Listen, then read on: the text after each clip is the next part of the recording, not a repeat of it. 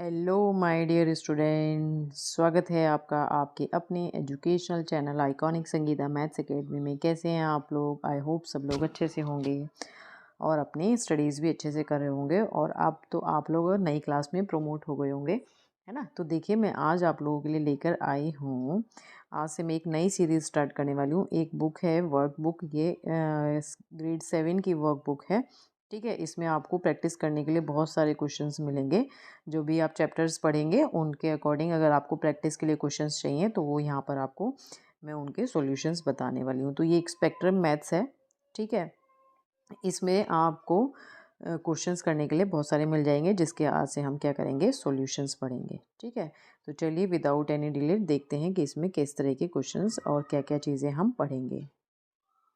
तो देखिए, इसमें जब आप पढ़ेंगे तो आपको क्या क्या चीज़ें बिल्कुल क्लियर हो जाएंगी। Focused practice for math mastery, क्या क्या पॉजिटिव नेगेटिव इंटीजर्स क्या होते हैं, ratios and proportions, algebraic equations and equalities, geometric problem solving, probability and statistics. देखिए, वैसे तो ये बुक फॉरेन बेस्ड है, ठीक है, बट आप क्योंकि जो सिलेबस होता है वो जनरली सेम रहता है, बस उसके जो हमारे पास टॉपिक्स होते हैं वो कुछ थोड़े इधर उधर करके दे दिए जाते हैं। तो देखिए, आपने इंटीजर्स तो पढ़े हैं जिसमें पॉजिटिव नेगेटिव होता है, रेशो भी आप पढ़ेंगे ही।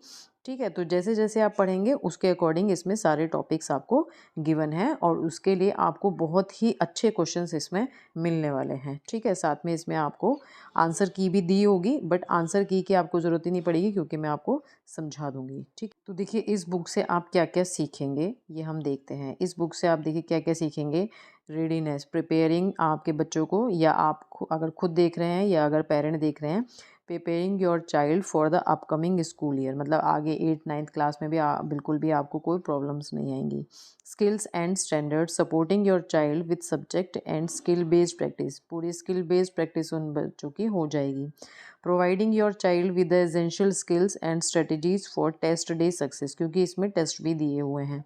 ठीक है, enrichment and application, extending your child's learning with real, इसमें रियल वर्ल्ड प्रॉब्लम्स भी गिवन है। ठीक है, and summer learning, keep your child's skill sharp all summer long. ठीक है, और गर्मियों में भी उन लोगों को क्या होगा, टाइम अपना वेस्ट नहीं करेंगे, ये वर्कशीट्स उन्हें करने के लिए मिल जाएंगी तो वो कुछ नया सीखेंगे। ठीक है, तो देखिए ये हम क्या करते हैं, आज से हम स्पेक्ट्रम मैथ ग्रेड 7 के लिए स्टार्ट करते हैं और देखते हैं कि इसमें आप यहाँ देखिए, ये इसका टेबल ऑफ कंटेंट्स दिया है बुक में कि आपको क्या क्या चीज़ें इसमें प्रोवाइड करी गई हैं। ठीक है, तो देखिए सबसे पहले चैप्टर 1 है adding and subtracting rational numbers. ठीक है, एक इसका प्रिटेंस दिया है कि आपको क्या क्या पहले से पता होना चाहिए।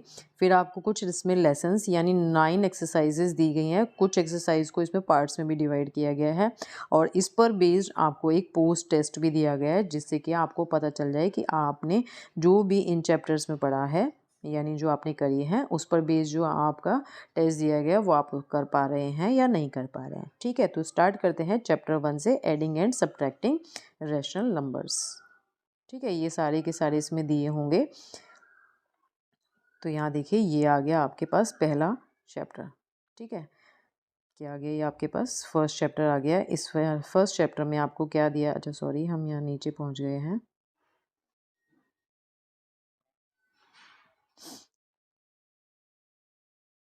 ठीक है, देखिए क्या है, चेक व्हाट यू नो, क्या आपको पता है किसमें, adding and subtracting rational numbers. तो देखिए इसमें ये बोल रहे हैं इवेल्युएट ईच एक्सप्रेशन, ये इसलिए पूछा गया है व्हाट यू नो क्योंकि आपने 6th क्लास में भी इंटीजर्स पढ़ा है, तो वहाँ से जो भी आपने पढ़ा है उस चीज़ को ये क्या करना चाह रहे हैं, एक बार रिवाइज करना चाह रहे हैं। ठीक है, तो देखिए अपोजिट ऑफ 45, अगर 45 के अपोजिट की बात करें तो ये पूछ रहे हैं कि अपोजिट क्या होगा। इसका अपोजिट मतलब कि ये सपोज़ आपके पास आपने पढ़ा होगा कि जब इंटीजर्स को हम कैसे रिप्रेजेंट करते हैं, 0 होता है, 1 2, मतलब इधर सारे पॉजिटिव इंटीजर्स होते हैं और इधर सारे नेगेटिव इंटीजर्स होते हैं। ठीक है, तो 2 का अपोजिट -2 हो गया, 1 का अपोजिट -1 हो गया। तो सिमिलरली कह रहे हैं कि अगर इधर हमें कहीं पर 45 दिया है तो उसके जस्ट अपोजिट क्या होगा, तो उसके जस्ट अपोजिट होगा -45। क्या होगा, -45 हो जाएगा। अपोजिट ऑफ -9 मतलब आपको ये ध्यान रखना है कि ये वैल्यू अगर पॉजिटिव दी है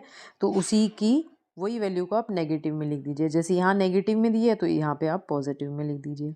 यहाँ फिर अगेन नेगेटिव में दी है तो फिर आप इसे क्या कर दीजिए, 10 लिख दीजिए या +10 लिख दीजिए। अपोजिट ऑफ 21 क्या हो जाएगा, -21।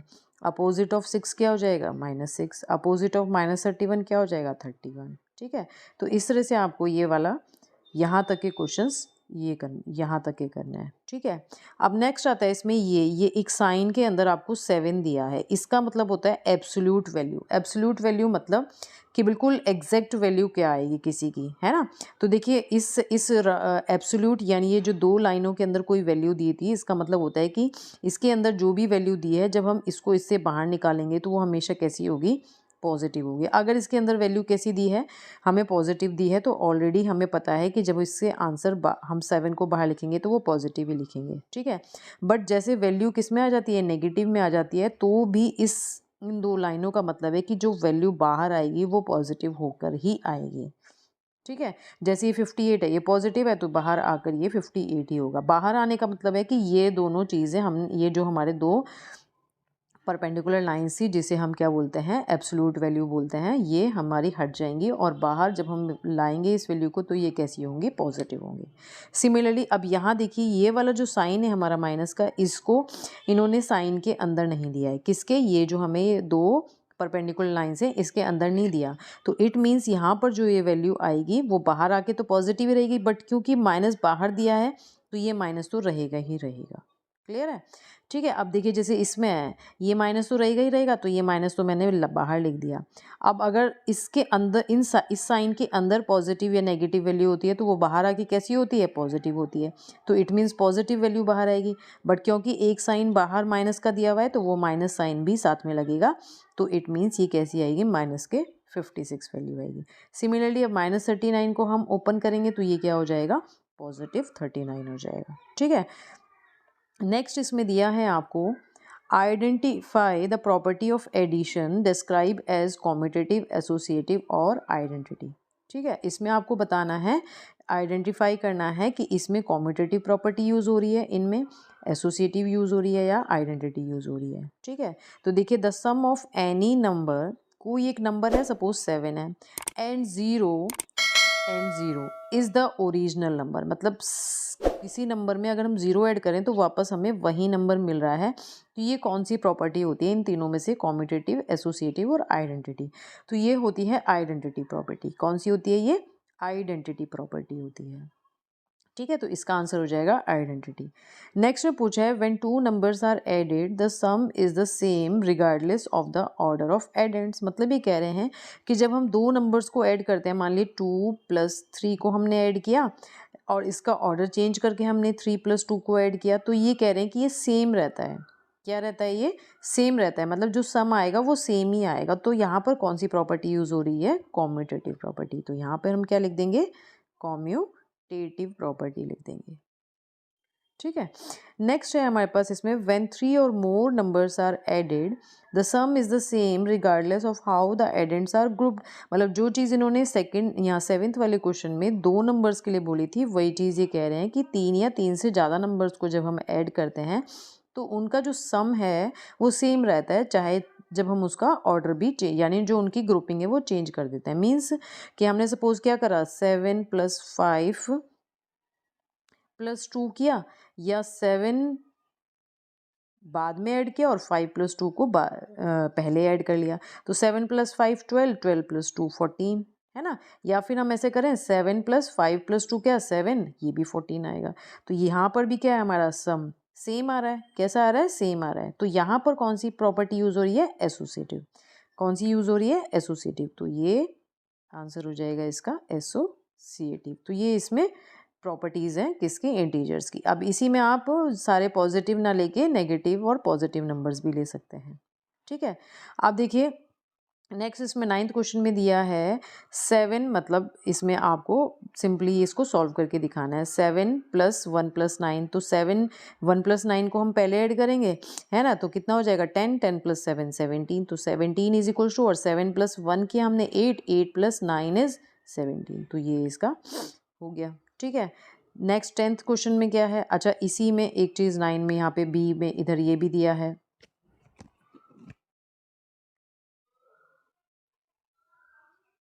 ठीक है।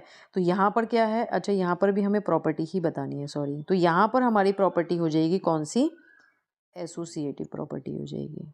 ठीक है। अब यहाँ देखिए क्या हो रहा है, किसी नंबर में हमने 0 ऐड किया तो क्या आया, 3 आया। तो यहाँ पे कौन सी प्रॉपर्टी हो गई, आइडेंटिटी प्रॉपर्टी। ठीक है। अगेन 9+5 करें या 5+9 करें तो क्या प्रॉपर्टी हो गई, कॉम्यूटेटिव, जैसा कि मैंने अभी आपको बताया ऊपर। ठीक है। अगेन हम 8+10 करें या 10+8 करें तो ये भी कॉम्यूटेटिव हो गई। ठीक है। अब हम 6 प्लस -6 इज इक्वल्स टू 0 करें, क्या करें, 6 में मैंने क्या करा, ऐड किया -6 तो इक्वल्स टू क्या आया, हमारे पास 0 आया। तो यहाँ पे कौन सी प्रॉपर्टी हो जाएगी, बताइए। यहाँ पर भी क्या होगा, आइडेंटिटी प्रॉपर्टी हो जाएगी। वैसे ये इन्वर्स प्रॉपर्टी होनी चाहिए, इन्होंने यहाँ पर दिया नहीं है, इन्वर्स प्रॉपर्टी होती है ये वैसे। ठीक है। तो यहाँ पे आप इन्वर्स लिख सकते हैं।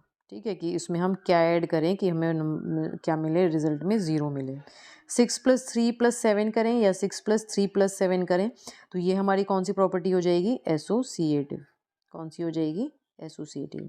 15+0 फिर वही कि हमने किसी नंबर में 0 ऐड किया तो वापस वही नंबर मिला, तो ये क्या, कौन सी प्रॉपर्टी हो गई, आइडेंटिटी प्रॉपर्टी हो गई।